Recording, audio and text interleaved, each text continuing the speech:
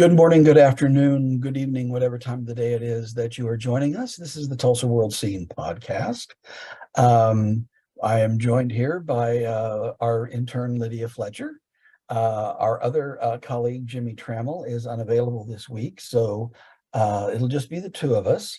For those of you who have been avid viewers when you're able to see the video part of this, if you may notice that I have a slightly different background. I'm not experimenting with anything. I was one of the people who lost not only power but house in the course of this past storm that we had on Father's Day.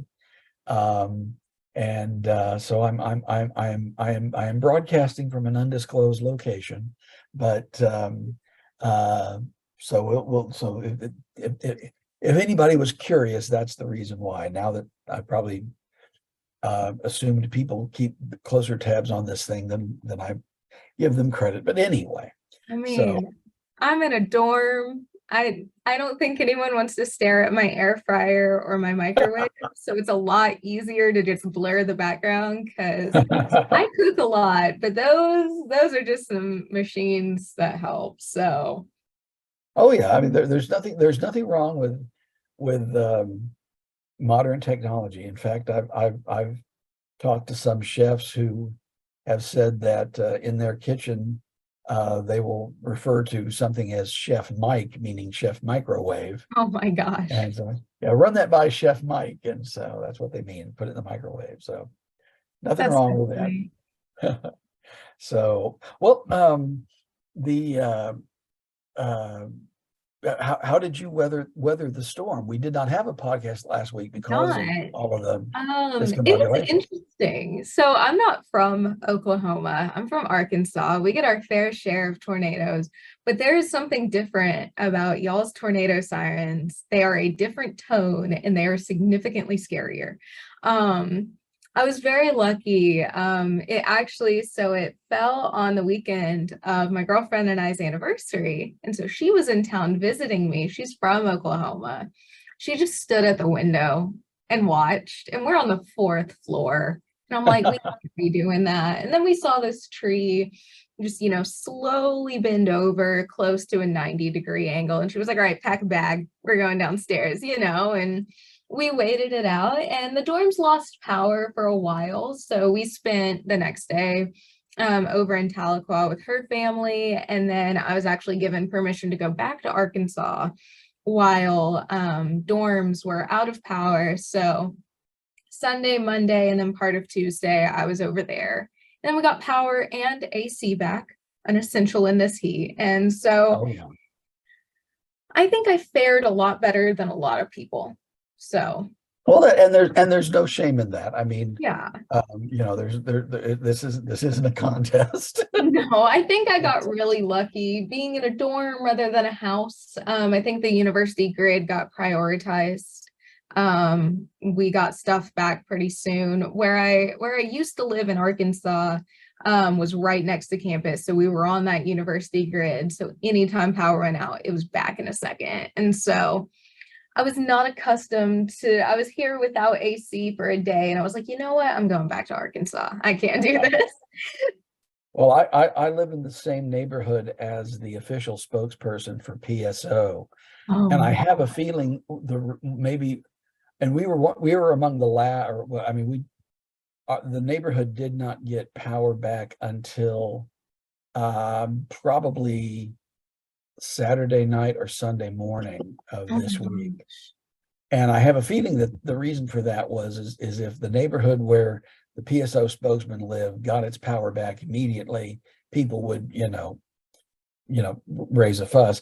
But Yeah. also that particular neighborhood, which is across from the fairgrounds, uh, has a whole lot of old growth trees that were hit really, really hard.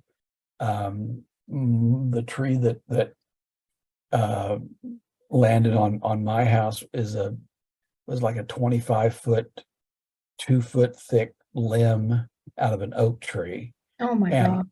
and driving around, there are, trees that have been uprooted and like you said, laid over on their side.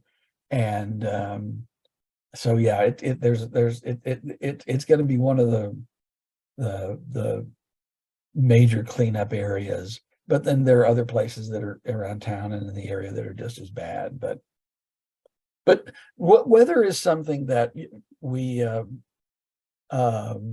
sort of, after football, it's the state's favorite spectator sport. Yeah. Your story about your girlfriend when the storm sirens going off of going to the window, that was always my late wife's definition of an Oklahoman is, when you hear tornado warning, you go out on the porch and look.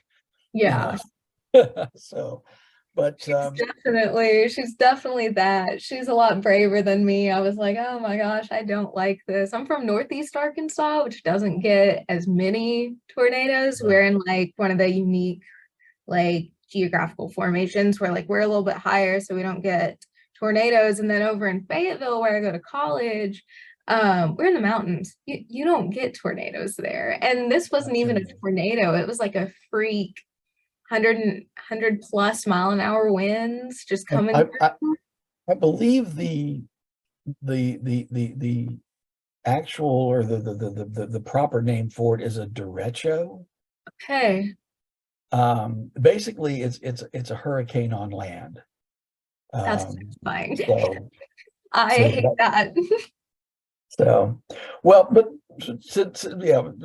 weather can be something that we hate. So let's talk about things that we like. Yes. This Sunday, the Tulsa World published what is unfortunately or sadly the last issue of the Tulsa magazine. Yes. Tulsa World Got magazine. mine right here. In which we included 50 things we are loving about Tulsa this year. Now, you joined our staff too late to contribute to this, Lydia, but you've had a chance to go through it. And as somebody, as you say, who is, not from around these parts, what were some of the things that you came across that, I don't know, surprised you or made you go, oh yeah, I didn't know about this. I need to check this out. I think so some of it, like the revitalization of Utica Square, I know that's a really popular story right now just on our site and the plans for it. But I was like, oh, I've passed that so many times. It's near that really decorative Simmons Bank and the really decorative Arvest Bank. And like, if you're going like Utica and 15th, I think. And I think like revitalizing that and what businesses are coming in is going to be really cool. I was really excited to see Killers of the Flower Moon featured. So as an intern, you get to do daily reporting, but then you're also given a long form project to work on the entire time you're here. And we decided recently that mine is going to be on the film industry in Oklahoma, and Killers of the Flower Moon is a staff-wide series going on right now about the movie. And then I'm going to get the chance to like dive deeper into more of the like, what's the word? Like film industries and some of the background stuff, as well as like we're going to be talking not just about that movie. So I made this giant spreadsheet the other day of like, and it's got like 60 plus movies that were said to be filmed in Oklahoma and where they were filmed and like how they do critic wise, is this something worth covering? And so I think that's really cool that it got a shout out in there. I think that Grassroots Larder grocery store, I passed that so many times because I go to Coffee House on Cherry Street to the point where I'm a regular now. Like I'm a regular. They know my drink. It's really nice. They have a ton of gluten-free pastries there, which is why I go since I'm stuck being gluten-free. But I see that place and I'm like, I need to stop in. And I've told myself that so many days and I haven't yet. So I'm going to make it a task to where, I stop in there because usually fancy grocery store-esque places have at least one gluten-free item. But also it just looks really cool. I think the Lego store, I'm very excited for that. My girlfriend and I's first date I ended up having her over. I cooked dinner because when you have food allergies, there's no going out to a restaurant. It's a lot Not too easier. much.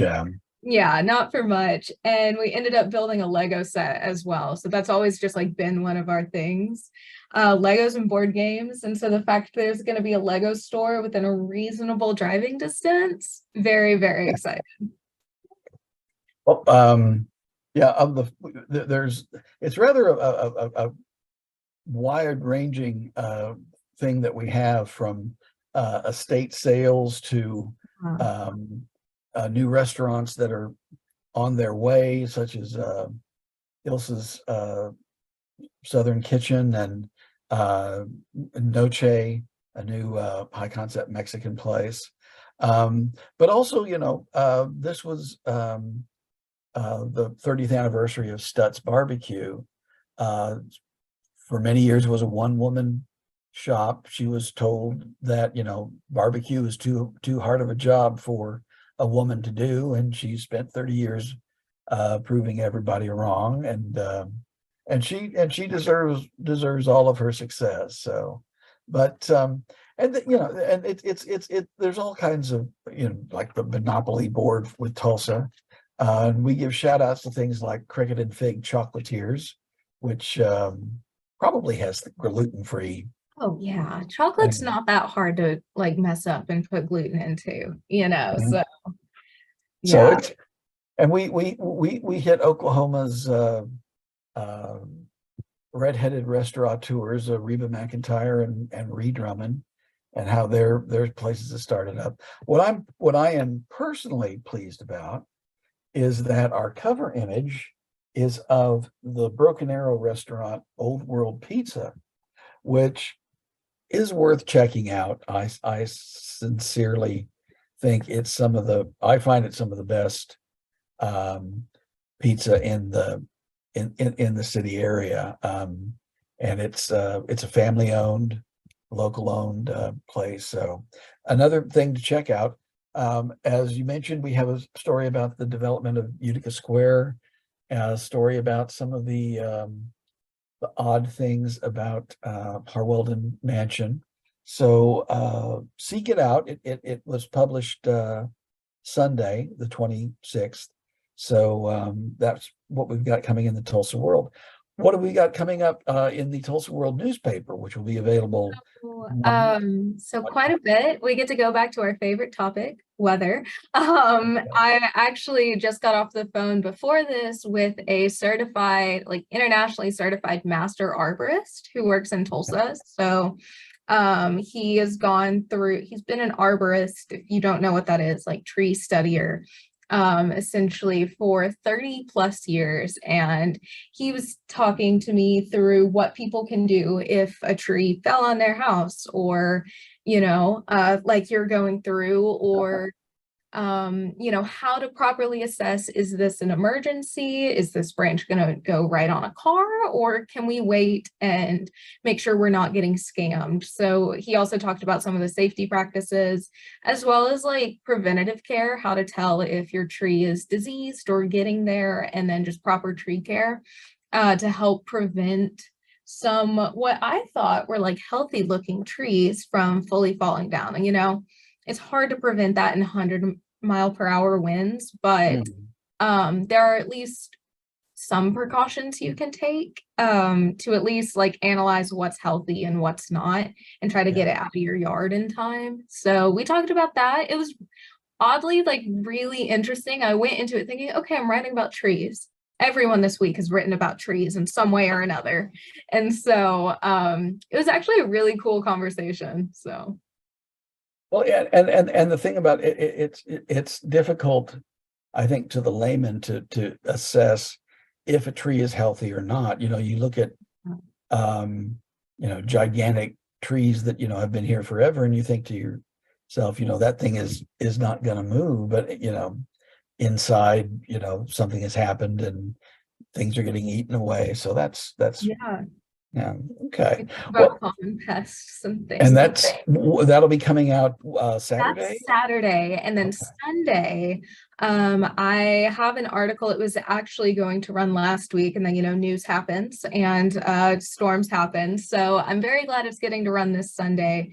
But the Sherwin Miller Museum of Jewish Art had a new exhibit open on the 15th, called Humans of the Holocaust, that puts a new perspective on Holocaust survivors by not just talking about what they went through during the Holocaust, but then the ways they're keeping their Jewish identity and culture alive afterwards. And then it ends up highlighting family members and surviving generations. And so it was a really cool and emotional experience. One of the quotes absolutely got me right out the gate. I was like, okay, I'm going to tear up during this. And, I definitely did. But I think some of the best reporting comes from situations like that, where it strikes a chord with you. And it was interesting because this is an exhibit that's toured internationally by now. It's not the first museum to get it. And it's created by a grandson of a Holocaust survivor.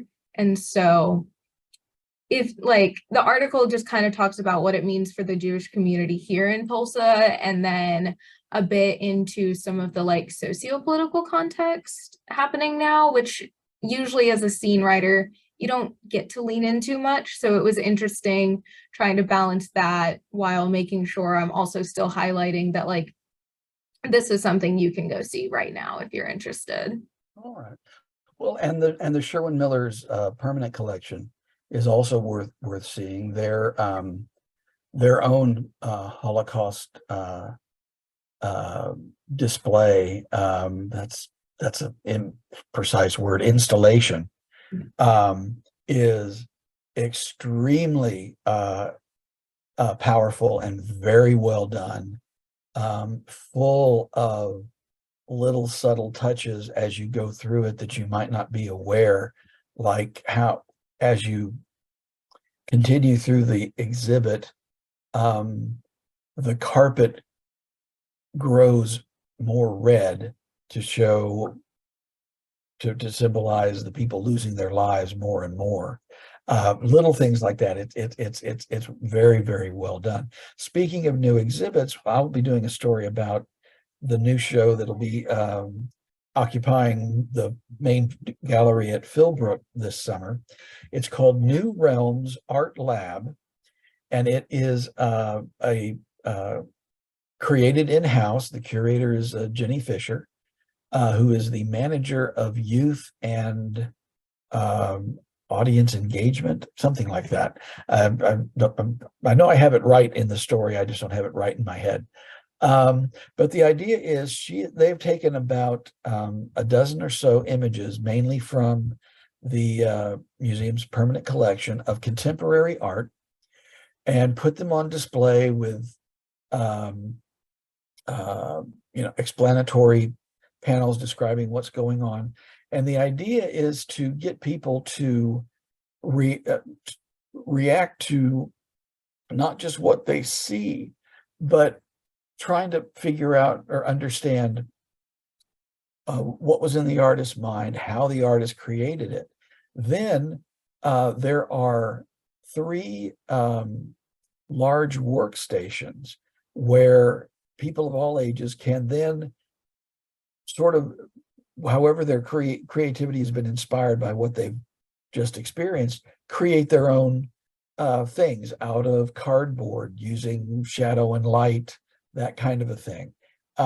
It's a new and unique way of dealing with art, and we'll have a story about it this Sunday in the Tulsa World, available at fine newsstands everywhere and at tulsaworld.com. Well, I think that'll do for this week. I think so too. That exhibit sounds cool. I'm gonna have to go check that out. I'm a huge art nerd, so it opens on Tuesday the 5th. It actually was supposed to open this week, but because of Philbrook has a lot of trees and they had a lot of cleanup to do, so they got moved for a week. So that's understandable. All right. Well, that will do us for this week. Thank you all for sticking around with us, and we will gladly see you later.